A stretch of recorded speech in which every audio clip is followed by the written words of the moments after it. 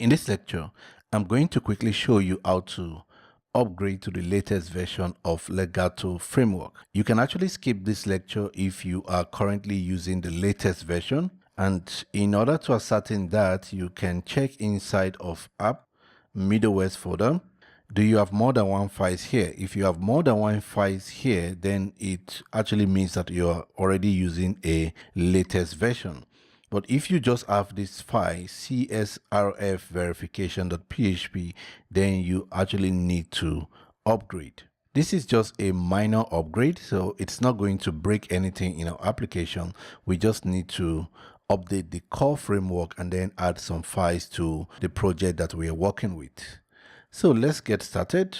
The very first thing that I want to do is to open my command line tool. So I'm using git bash. And then we are going to attempt to say composer update.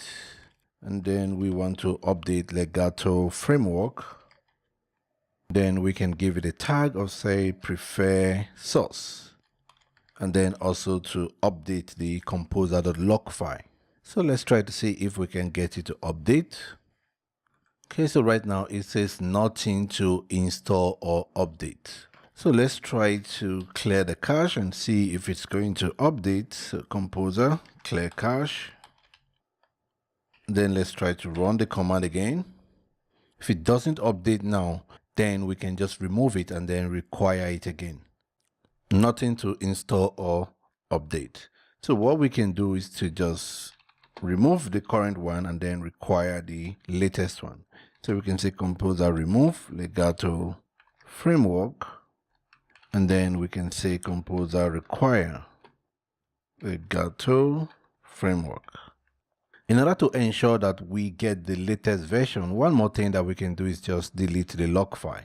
So when we delete this log file and then execute this command, it's going to essentially remove the current one with all the dependencies and then install the latest version. Okay, so it's going to take some time to install this. So it's removing all of the dependencies and then remove the core framework. And now it's actually going to install the latest version. So it's now downloading all of the components again from source because we actually cleared the cache previously. So it's going to take some time to pull all of this in. Just a few seconds anyway. We have now updated to the latest version of the core framework, which is 1.1.6. We now need to update our project to be Legato 1.1.2. So to do that, let's get back again to the documentation.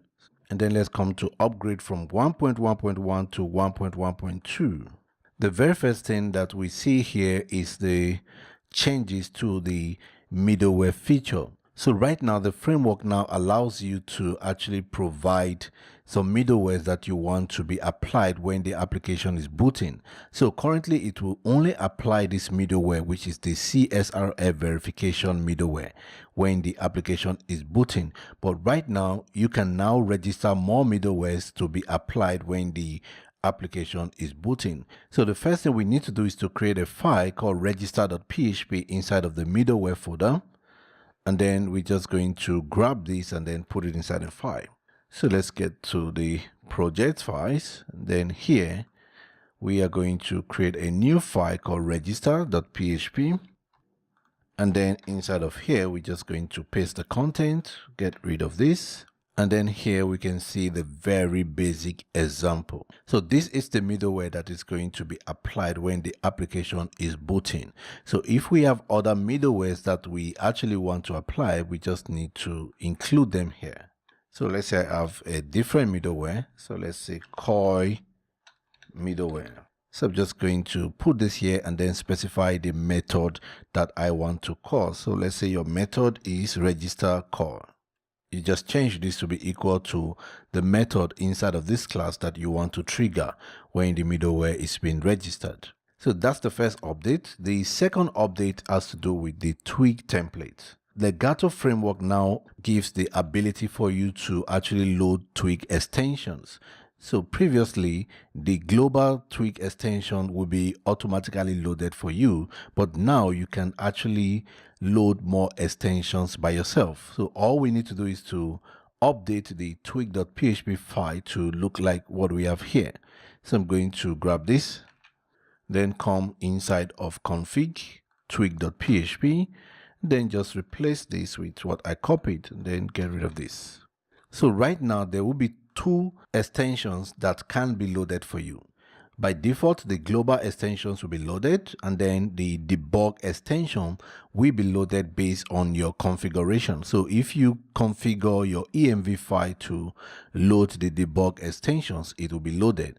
So if we get back again to the documentation, and here it says you need to add the key app debug to your env file in order for this extension to be loaded based on the value of app debug key. So if it is set to true, the debug extension will be added to the Twig environment. So let's quickly just see how this might work out. Let's come here, then inside of env, I'm going to paste this here and then set it to false. So what I'm saying essentially is I don't want to register the debug extension. Okay, so which is this one. And then let me now change my template to use Twig. Then we're going to quickly test this out. So we're now using the Twig templates. So let's come inside of the controller, and then let's just pass this to the view. So we're going to say compat users. Then I can comment this out, and then come inside of resources, views, home.twig, and then right here, I'm just going to say dump users. Then we are going to do a reload on the browser, see if everything works.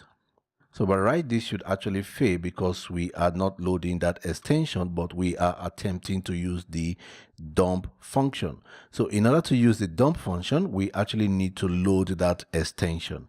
So let's get back again to test editor, and then come here, set this to be equal to true. Now we are saying we actually want to register the debug extension. So if I do a reload, that error should now be gone. We should now be able to actually see the data from the debug.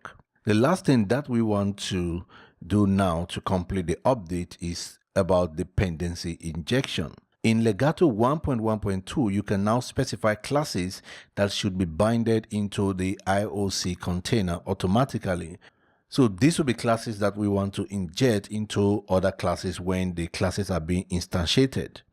So all we need to do is to add a new file called app.php inside of the config folder, and then put this content there as a basic example.